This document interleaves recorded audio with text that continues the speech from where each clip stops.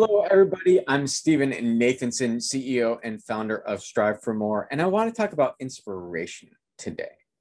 We just recently talked about motivation, but let's talk about inspiration as well, because they are different. And motivation is actually an inherent part of inspiration. One of the best ways that I've heard the difference between the two described is motivation is more mental and inspiration is more heartfelt. And there's a lot of truth there to that. Motivation is something that drives us towards actions, towards goals, as we've discussed. But what is inspiration? Inspiration is something that essentially lifts us up, causes us to take action, but drives us beyond our normal way of being. It causes us to do something we normally would not do. That's one of the key differences between inspiration and motivation. And there's actually three parts of inspiration. And as I said, motivation is one of them. So what's the other two? Well, the first of which is inspiration is purely external. It has to be evoked within us, right? It comes from something that's outside of us. So while motivation can be intrinsic, meaning internal to us, inspiration is purely from external sources. It is evoked within us. And then that third component is transcendence. It gets to that point I was making about inspiration is going to take us above and beyond what we normally would have done. Those are the three components: evocation, motivation, and transcendence. So where do we find it? How do we get inspired? These are great questions. And the answer can be from all around us. Whether it's people, whether it's events, whether it's something that I see, something from outside of us has to bring up this sense within us of there's something more. And I want to take action towards it. It's not just wishing something new or something different would happen. It is this innate feeling within inside of us to rise up, to move, to take action, to go beyond where I am today and reach tomorrow. And the question for us to answer, as I've asked, is what inspires us? Only each of us are going to know that answer. But one way to find that answer is to look back into our past and say, what causes me to maybe go above and beyond? When have I done that in my life? When have I done something that I perhaps would not have done if it wasn't for this person? Maybe John ran a marathon, and if John never ran that marathon, I never would have done it. Maybe they ran it with me, and without them, I wouldn't have done it. You know, I was inspired by them perhaps to run, and without seeing that, I never would have embarked upon that journey.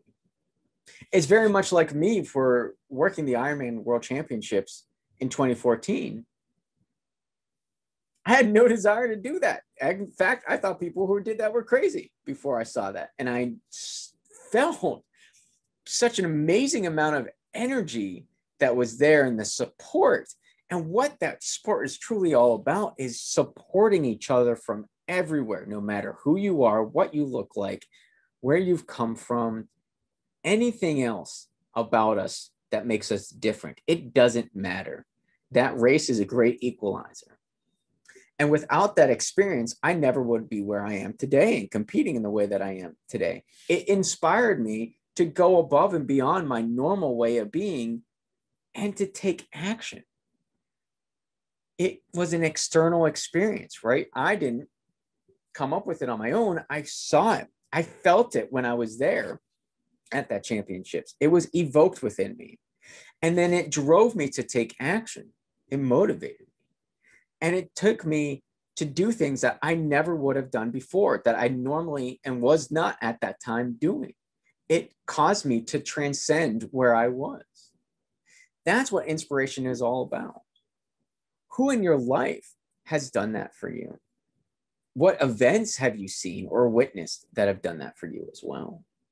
When we start exploring what we've done in our lives that goes beyond where we were, that we would not have done, say, unless it was for other people, we can start tapping into what does truly inspire us.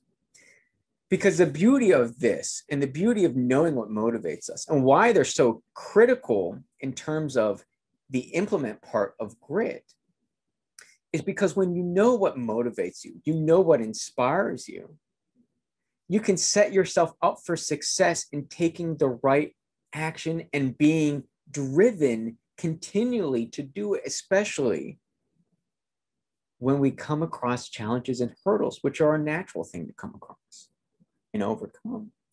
But when we know what inspires us and motivates us, we can surround ourselves with that.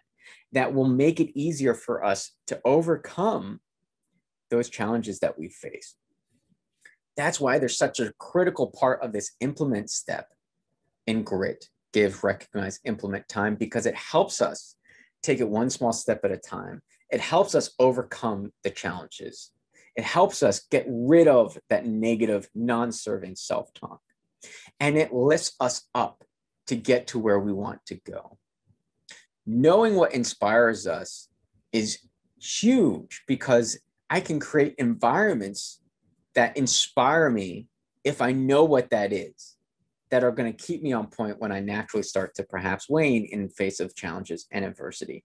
But it's much easier to overcome, like we've talked about, and recognize that non-serving and embrace what does serve us and help us when we know what inspires us, what motivates us, what drives us to get better.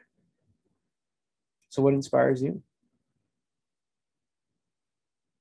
That awareness can help create a better environment for success for you and for all of us. My office, which you see part of, has a ton of athletic jerseys from people that I truly believe in, teams that I believe in, Olympic athletes that I think are truly incredible and inspirational. In fact, you see a little bit of a corner here, up here and over here. I've got stuff from the 1980 U.S. Olympic ice hockey team. To me, that is incredibly inspirational and magical because they literally did the impossible. They beat a team that 13 days prior to playing them in that semifinal round had beaten them 10-1 in the Olympics, pre-Olympics, excuse me. They beat a team that had literally dominated the sport for 20 years. And they did it amidst the Cold War. They did it amidst an economic downturn in the United States. And they gave people hope. They did something that still to this day inspires an incredible amount of people. Al Michaels' famous call of "Do you believe in miracles?" at the end of that game.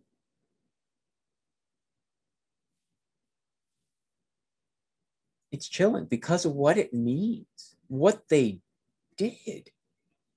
It's this kind of thing that if you find in your life and you know what inspires you and you surround yourself with it, I guarantee it's going to help you create a much stronger, driven, and motivational environment to achieve those goals. And you're going to have greater success.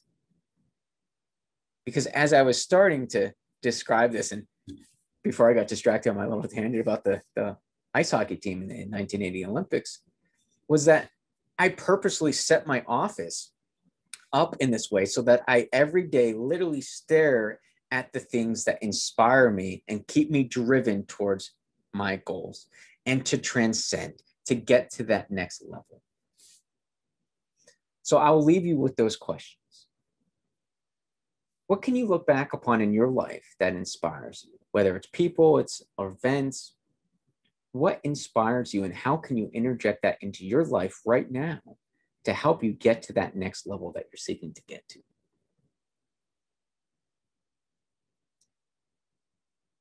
I usually sign off with be the movement in your life. But let's open that up just a slight bit, because this is a critical point. And why I say that is we have that choice. We can undergo that thoughtful exercise of what inspires me and set up my environment in a way that speaks to that and inspires me on a daily basis to help me get better and stronger. We can truly be the movement in our lives by setting ourselves up for success. That's why I love to sign off with that. And that's what that truly means. So until the next time, be the movement in your life.